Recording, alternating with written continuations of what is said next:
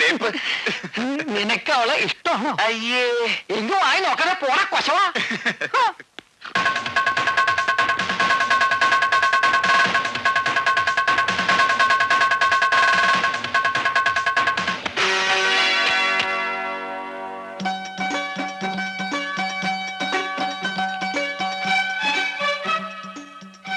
ഏടത്തിരെന്ന് വീണ കത്താണല്ലോ, കൊടുത്തേക്കാം. കത്ത് കൊടുക്കുന്നതിന് ഏട്ടൻ കണ്ട കുഴപ്പമാവോ? കണക കൊടുക്കാം.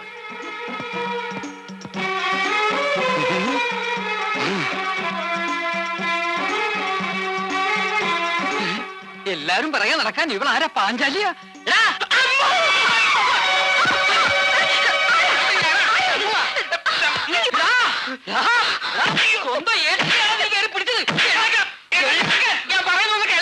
എനിക്കൊന്നും കേൾക്കണ്ട. ഇതിന് പകരം ഞാൻ വീട്ടും. എവിടെയാണ് നിന്റെ ഭാര്യ? എന്താ കാര്യം? വലിയേട്ടാ, ഇവനെന്റെ സുഭദ്രയെ ഞാനത് എങ്ങനെയാ പറയാ? അയ്യോ, ഏട്ടന്റെ ഭാര്യ അനിയൻ ബലാത്കാരം ചെയ്യേ. ശിവ ശിവ, എന്തൊരു കാലം. പോക്കൃത്തരം കാണിക്കുന്നോടാ നായേ. വലിയേട്ട, ഞാനൊന്നും ചെയ്തില്ല. ഈ കത്ത് ഏടത്തേക്ക് കൊണ്ടുകൊടുക്കാൻ ചെന്നപ്പോ കേട്ടില്ലേ വലിയേട്ടാ, ഇവനെന്റെ ഭാര്യക്ക് കത്ത് കൊടുത്തത്. ഞാൻ അതല്ല കാര്യം, ഏടത്തിന് സാരിയുടെ അടി. ഓഹോ, അപ്പൊ അവിടെ വരെ എത്തിയല്ലേ നിന്റെ നോട്ടം? അതല്ല, ഏടത്തെ കെട്ടിപ്പിടിച്ചോണ്ട് ഇവൻ എന്റെ ഭാര്യയെ കെട്ടിപ്പിടിച്ചു. എടാ തെണ്ടി, നിർത്താൻ. കരയാതെ കാര്യം പറയടാ, എന്താ ഉണ്ടായത്? ഏടത്തി ഇസ്തിരിയിട്ടുണ്ടോ തുണിയുടെ ഇടയിൽ നിന്ന് വീണതാണ് ഈ കത്ത്. അത് ഏടത്തേക്ക് കൊണ്ടുകൊടുക്കാൻ ചെന്നപ്പോ ഞാൻ ഈ പഴത്തുള്ളി ചവിട്ടി ഏടത്തിന്റെ മേലെ വീണു. കൊച്ചാട്ടിനെ വേണ്ട ബഹളം വെച്ചു. അതെന്താണത്? ഈ കത്ത് എങ്ങനെ സാരിക്കടിയിൽ വന്നു? പോസ്റ്റ്മാൻ കൊണ്ടുവച്ചതായിരിക്കും. പോസ്റ്റ്മാൻ സാരിക്കടിയിലാണോ കത്ത് വയ്ക്കുന്നത്? താൻ ഏത് വായി നോക്കി വാരിയാണോ? അയ്യോ, ഇത് ബാബയ്ക്കുള്ള കത്താ. സത്യഭാമയ്ക്കൊരു കത്തോ? അങ്ങനൊരു കത്ത് വരാൻ വഴിയില്ലല്ലോ. വല്ല കൂട്ടുകാരികളെ അയച്ചതായിരിക്കും. നാളിതുവരെ അങ്ങനെ ഒരു കൂട്ടുകാരിയുടെ കത്ത് സത്യഭാമയ്ക്ക് വന്നിട്ടില്ലല്ലോ. താനത് വാങ്ങി വായിച്ചേ. പ്രിയപ്പെട്ട ഭാമയ്ക്ക് ഒരു പ്രധാനപ്പെട്ട കാര്യം അറിയിക്കാനാണ് ഞാൻ ഈ കത്തെഴുതുന്നത്.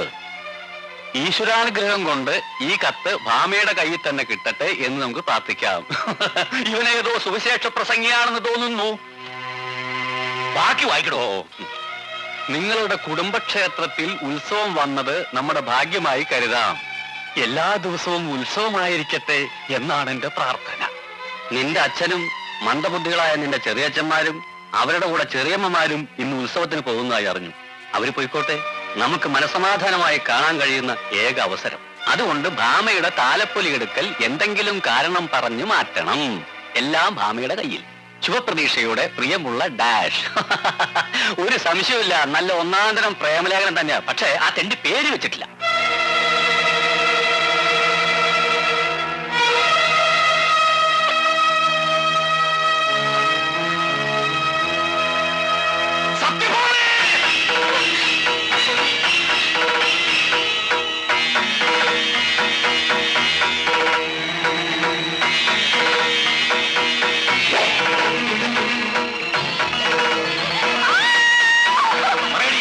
ആരാണ് നിനക്ക് ഈ കത്തയച്ചത്? സത്യം പറയാ.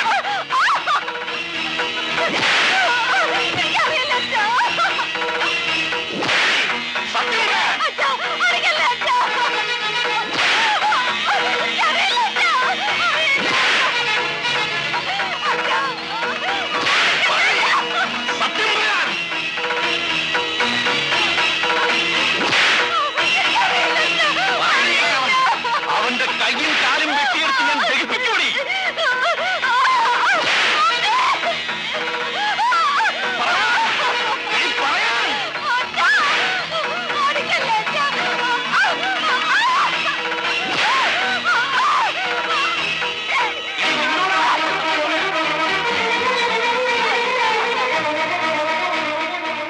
കത്തെഴുതി ആരാന്ന് ഈ കുട്ടി അങ്ങനെ പറഞ്ഞു. എന്തായാലും തല്ലും. പിന്നെ സത്യം പറയുന്നല്ലേ നല്ലത്. അതെ, സത്യം പറയുന്നത് നല്ലത്. നിന്നെ ഞാനൊന്ന് കൊല്ലും.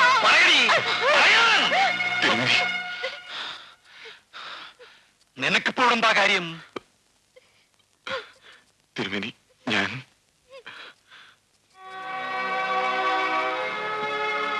തല്ലരുതെന്ന് പറയാൻ വന്നതായി. തല്ലുക മാത്രമല്ല, തല്ലിക്കൊല്ലി ഞാൻ.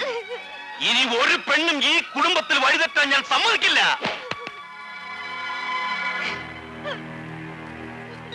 എല്ലാരും കൂടി ലാളിച്ച് ലാളിച്ചാ ഇവളെ ഇങ്ങനെ ആക്കിയത്. സത്യം പറയും വരെ ദാഹിച്ച വെള്ളം ഇവൾക്ക് കൊടുത്തു പോരുത്, പറഞ്ഞേക്കാം.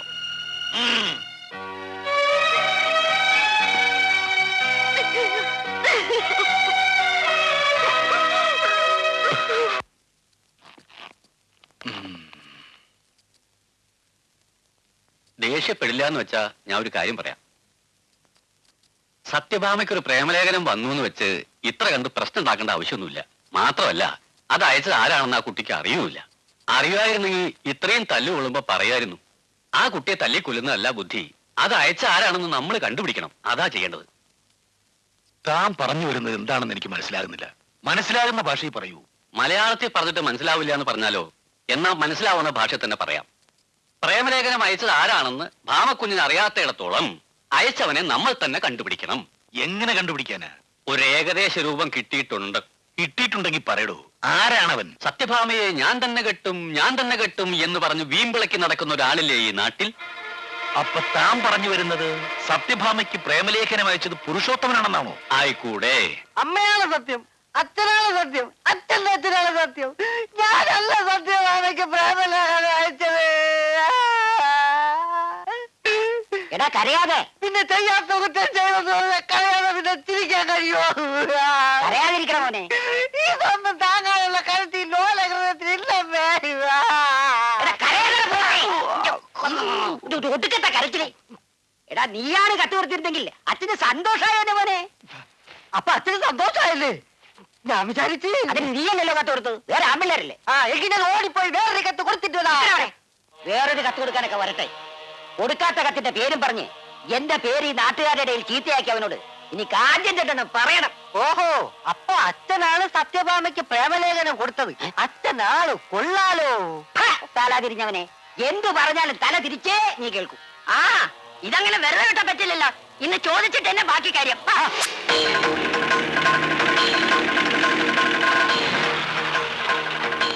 എടാ നാണകന്റെ തിരുവേലി, നാട് മുഴുവൻ നടന്ന് നുണ പറയുന്നത് ആണത്തോലടാ. പറയാനുള്ള എന്റെ മുഖത്ത് നോക്കി പെടാ തീരെ.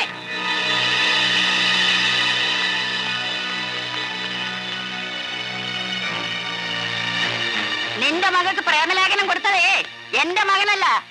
വേണമെങ്കിൽ ഇഷ്ടപ്പെട്ട പെണ്ണിന്റെ കൈക്ക് പിടിച്ച് ചങ്കുറ്റത്തോടെ അവൻ ഇറങ്ങിപ്പോവും. പുരുഷനാണവൻ, പൂരം മറന്ന പുരുഷൻ. കണ്ടില്ലേ എന്റെ അമ്മയുടെ പുരുഷത്വം. നിന്റെ മോൾക്ക് ഒരുപാട് ആളുകൾ ഹോൾസെയിലായി പ്രേമലേഖനം അയക്കാറുണ്ടെന്നും അവൾ തിരിച്ചൊരുപാട് പേർക്ക് പ്രേമലേഖനം കൊടുക്കാറുണ്ടെന്നും ഈ നാട്ടിൽ പാട്ടാണ്ട. ഇപ്പൊ തന്നെ ഈ കിഴവന്റെ നാവിങ്ങി പിഴുതെടുത്താലോ? വേണ്ട തിരുമേനി, ക്ഷമാശക്തി തരണമെന്ന് ഭഗവതിയോട് പ്രാർത്ഥിക്കാം. എടാ പുരുഷന്മാർ ചെളികളുണ്ടായി ചവിട്ടും. അതുകൊണ്ട് ചെളിയിൽ ചവിട്ടി കാലി കഴുകുന്നതിനേക്കാൾ നല്ലത് ഒരു ലൂലാർ ചെരുപ്പ് വാങ്ങി കാലിട്ട് ചെളിയിൽ ചവിട്ടുന്നതാ. എടാ, കുടുംബത്തോടെ പടയൊരുക്കത്തിന് പുറപ്പെട്ടതായിരിക്കും. നിന്റെ മോനാണ് എന്റെ മോക്ക് പ്രേമലേഖനം കൊടുത്തതെന്ന് ഈ നാട്ടിൽ എല്ലാവർക്കും അറിയാമടാ. ചൂലെ, ഏത് ദൈവങ്ങളെയും പിടിച്ച് ഞാൻ സത്യം ചെയ്യാവടാ. എന്റെ മകനല്ല നിന്റെ മകൾക്ക് പ്രേമലേഖനം അയച്ചതെന്ന്. കളവ് പറയുന്നു. നിന്റെ മോൻ തന്നെയാണ് എന്റെ മോക്ക് പ്രേമലേഖനം അയച്ചത്. എന്റെ മോനെങ്ങനെ ചെയ്യില്ല. അത് നിനക്കെങ്ങനെ അറിയാം? പ്രേമലേഖനം എഴുതാൻ ഇവര് എഴുത്തും വായന അറിയില്ലടാ. പറ്റിച്ചേ, വല്യമ്മനെ പറ്റിച്ചേ. ഞാൻ പള്ളിക്കൂടത്തിന്റെ പരിപാടിന് പോലും കണ്ടിട്ടില്ലല്ലോ. നിർത്താൻ. ഇവിടെ കിടന്ന് ബഹളം വെക്കാതെ മടങ്ങി പോകുന്നുണ്ടോ? അതോ എന്റെ ആളുകളെ കൊണ്ട് ഞാൻ തല്ലി ഓടിക്കണോ? തല്ലി നോക്ക്, അപ്പൊ അറിയാം നീ പുരുഷുവിന്റെ ശക്തി. ഞങ്ങൾ ഇവിടെ പെറ്റിയെടുക്കാമെന്ന് നല്ലതാ. പോകുന്നതിന് മുമ്പ് നിന്നോട് രണ്ടു വാക്ക് പറയാനാ. എഴുതാത്ത പ്രേമലേഖത്തിന്റെ പേരിൽ നീ ഞങ്ങളെ നാറ്റിച്ചില്ലേ? എങ്കിൽ കേട്ടോളൂ, ഇനി നിന്റെ മകളുടെ കഴുത്തിൽ താലി കെട്ടുന്നത് ഇവനായിരിക്കും, ഈ പുരുഷോത്തമൻ. 336 മണിക്കൂറിനകം ഞാനത് നടത്തും. നീ വാ. അതിനു മുമ്പ് നിന്റെ തലവാട് ഞാൻ കത്തിക്കും, നോക്കിക്കോ. ആമയുടെ കഴുത്തിൽ താലി കെട്ടാൻ പോണ ഒരു പുരുഷൻ രൂപം കണ്ടേച്ചാലും മതി. പുരുഷത്വം പൊക്കത്തിലും വണ്ണത്തിലും അല്ല, അത് വേറെ ചിലതാ. എന്താ കാണണോ? അമ്മാവന്മാരായിപ്പോയി, ഇല്ലെങ്കിൽ ഞാൻ കാണിച്ചു തന്നെ. ഇത് പുരുഷോത്തമനാണെന്ന് എനിക്ക് തോന്നുന്നില്ല. ഇത്രയൊക്കെ തെളിവുകൾ മുമ്പിൽ ഉണ്ടായിട്ടും തിരുമേനിക്ക് വിശ്വാസമായില്ല എന്ന് വെച്ചാ? എഴുത്തും വായന അറിയാത്തവൻ എങ്ങനെയാണോ കത്തെഴുതുന്നത്? അവനറിയാൻ പാടില്ല എന്നല്ലേ ഉള്ളൂ. ഈ നാട്ടില് തൊഴിലില്ലാത്ത ഒരുപാട് അഭ്യസ്തവിദ്യരില്ലേ? അവര് പുതിയ തൊഴിൽ തുടങ്ങിക്കാണും പ്രേമലേഖനം എഴുതി കൊടുക്കല്. ഇനിയിപ്പൊ അവനല്ല ഈ കത്ത് എഴുതിയെന്നിരിക്കട്ടെ, ആരായിരിക്കും പിന്നെ എഴുതിയത്? ദൈവാധീനം കൊണ്ട് ഇതിപ്പോ ഒരു പ്രേമലേഖനത്തിൽ അവസാനിച്ചു. നാളെ ഇതിനേക്കാൾ ഗുരുതരായി മറ്റെന്തെങ്കിലും സംഭവിച്ചുകൂടാന്നുണ്ടോ? മാത്രമല്ല ഒരു 336 മണിക്കൂറിന്റെ കാര്യം ആ മൂത്തവൊന്നും പറഞ്ഞു കേട്ടില്ലേ? അതിനെപ്പറ്റി ഇനിയും ഒരു പിടി കിട്ടിയിട്ടില്ല.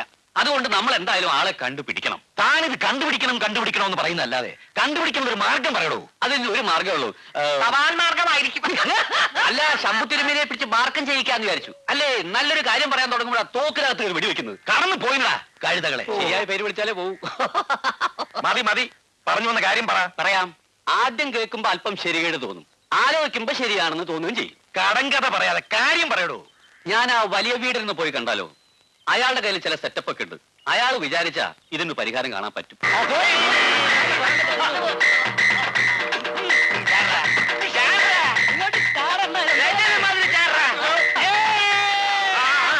ഇതാണ് ഞാൻ പറഞ്ഞ ആളുകൾ. ഇത് രാമവർമ്മ തിരുമേനി. ഈ തിരുമേനിമാരെ എനിക്ക് ഭയങ്കര ഇഷ്ടമാണ്. ഒരു തിരുമേനിയായി ജനിക്കാനായിരുന്നു എന്റെ ആഗ്രഹം.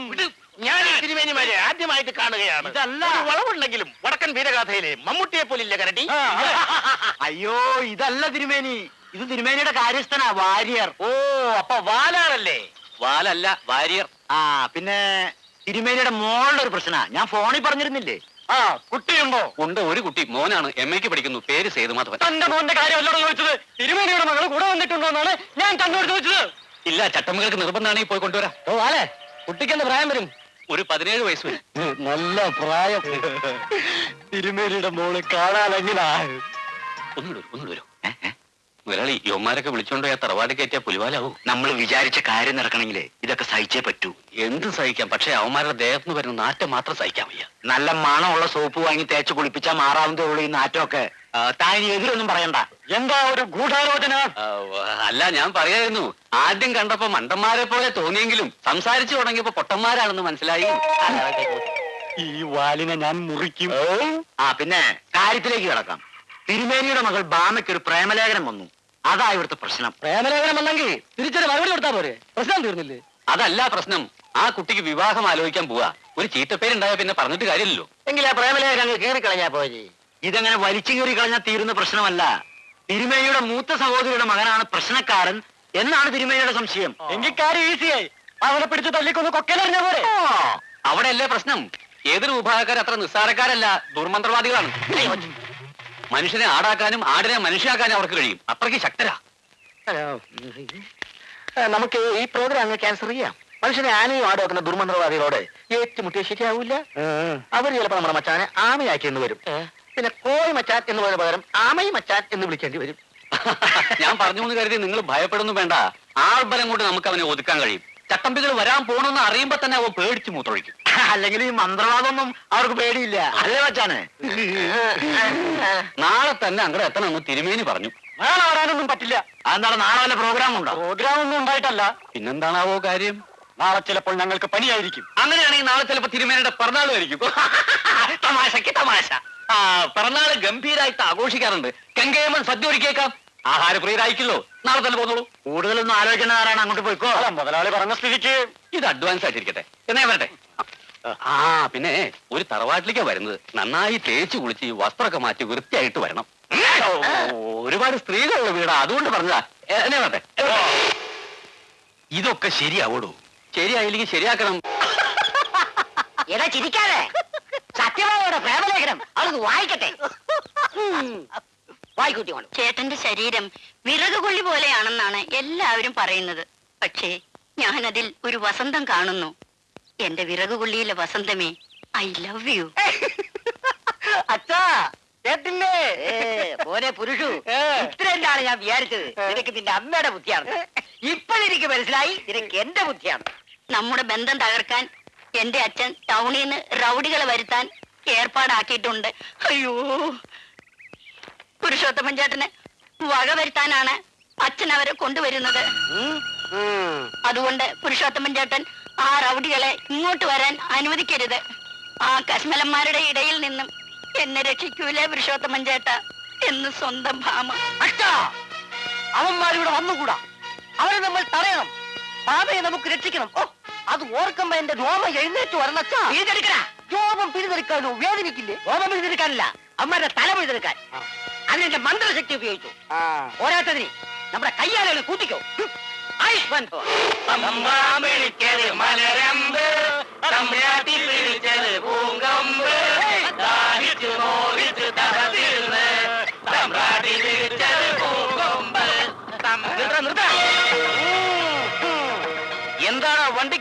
വന്നത്. എന്താ ജീവിതം മതിയായോ? അതേടാ, നിന്റെയൊക്കെ ജീവിതം അവസാനിപ്പിക്കാനാണ് ഞാൻ വന്നിരിക്കുന്നത്. എടാ പ്രകാശ, മധുരം ഇറങ്ങിച്ചെന്ന് അവന്റെ തലക്കിട്ട് കൊട്ടുകൊടുത്തിട്ട് വാടാ. പുരുഷത്വമുള്ളവനാണെങ്കിൽ ഇറങ്ങി വാടാ. മൂത്ത കുന്നത്ത ദുർമന്ത്രവാദി വിക്രമാദിത്യവർമ്മയെ കുറിച്ച് നീ കേട്ടിട്ടുണ്ടോ? അദ്ദേഹത്തിന്റെ പുന്നാര മകൻ പുരുഷോത്തമനാണ് ഈ പറയുന്നത്. മച്ചാനെ, ഇവനെ വാരിത് പറഞ്ഞ മായാവിയാണെന്നാ തോന്നുന്നത്. ആരായാലും എന്താടാ, ഇവരെ ഒന്ന് ശരിപ്പെടുത്തി തരാം. വാടാ.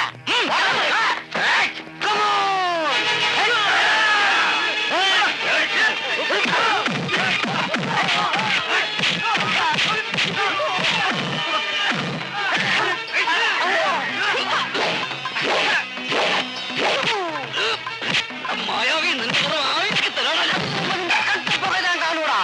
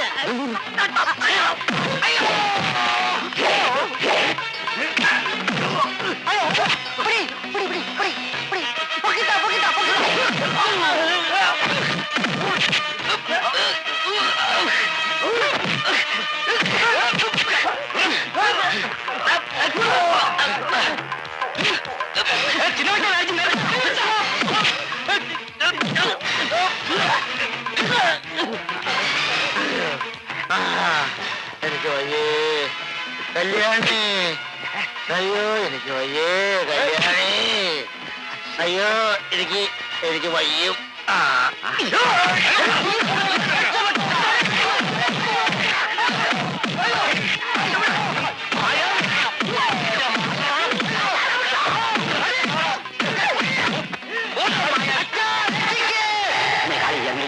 ചാമ്പി